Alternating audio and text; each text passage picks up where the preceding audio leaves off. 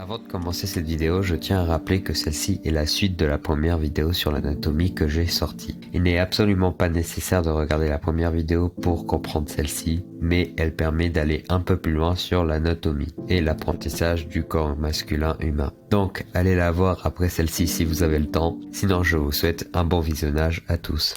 Salut, aujourd'hui on va apprendre à dessiner des pecs et des abdos en béton, tout comme tous les muscles du tronc masculin. Nous faisons passer de ça à ça. Alors c'est parti. Avant de commencer cette vidéo, je tiens à dire que dans cette vidéo, il va juste avoir les muscles du tronc avant, car les muscles du dos seront dans une autre vidéo, car sinon celle-ci serait bien trop longue. Et vu que les gens ont de plus en plus du mal à rester concentrés face à une vidéo qui dure plus de 5 minutes, je préfère éviter de perdre tout le monde à partir de seulement 6 minutes de contenu. Voilà.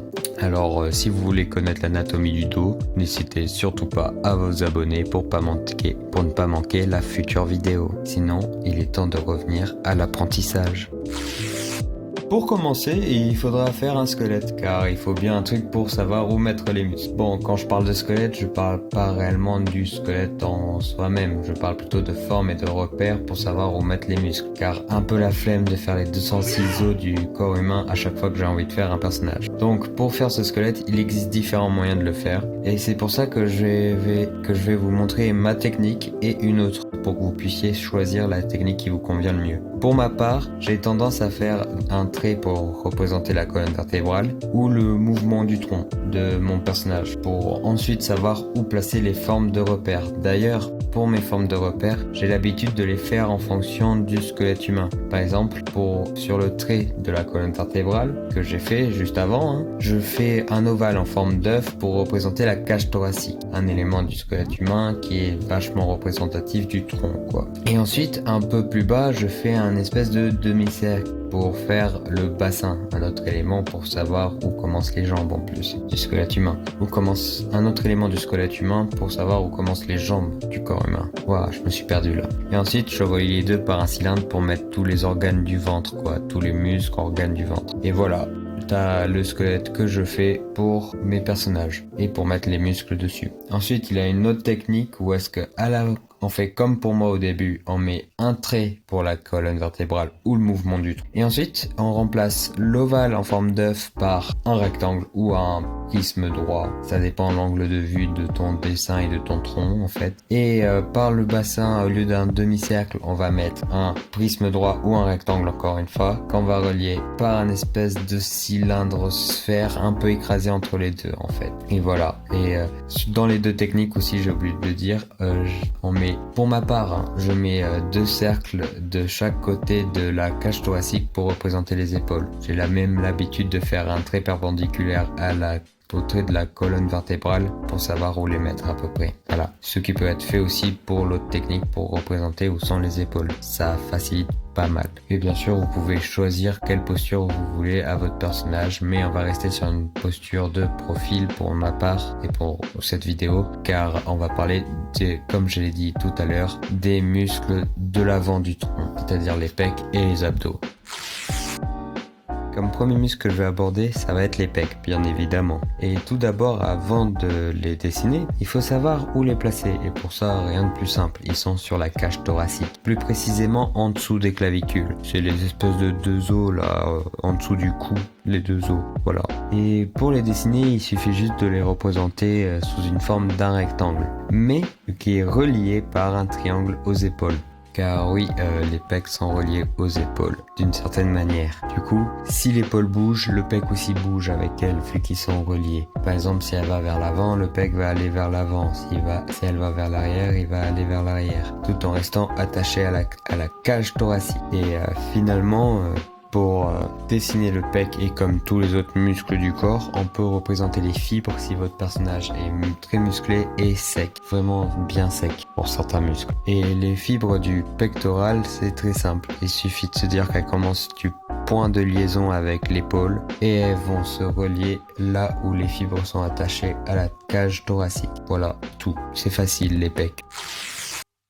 Bon, maintenant on va parler des abdos. Et pour les abdos, pour savoir où les placer et comment les dessiner, je vais vous proposer ma technique. Pour ma part, j'ai tendance à faire 2 lignes parallèles à la ligne de la colonne vertébrale qui commence par le milieu des pecs jusqu'au bassin. Et à partir de ce rectangle que j'ai fait à peu près, je vais faire un arc de cercle qui délimite le lieu où est la cage thoracique et les abdos sur le ventre. Parce que les abdos sont pas directement reliés aux pectoraux, ils sont séparés par la cage thoracique qui est plus visible parce que la peau est plus fine à ce niveau-là et qu'elle est vraiment en contact avec la peau. Ensuite, pour faire les abdos et savoir où les placer, j'ai tendance à faire 3 ou 4 lignes parallèles à même distance de l'arc de cercle que j'ai fait. Pourquoi 3 ou 4? Parce que ça dépend le nombre d'abdos qu'on veut faire à notre personnage. Par exemple, si on veut faire un six-pack, on va faire que 3 lignes. Et si on veut faire un 8-pack, on va faire que 4 lignes. Car au final, on va séparer ces lignes en deux par leur milieu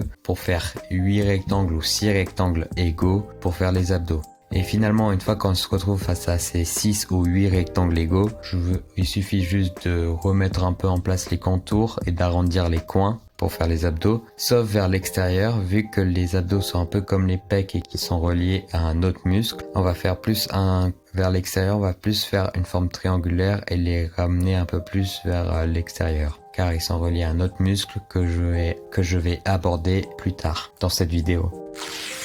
Pour compléter le vide autour des abdos, il faut parler des obliques, car c'est les obliques le muscle qui est autour des abdos justement. Et bon, pour faire vite, les obliques c'est le muscle qui vient donner cet effet de bosse entre la cage thoracique et les pecs et les abdos dans les comics. On voit moins souvent ça dans les mangas.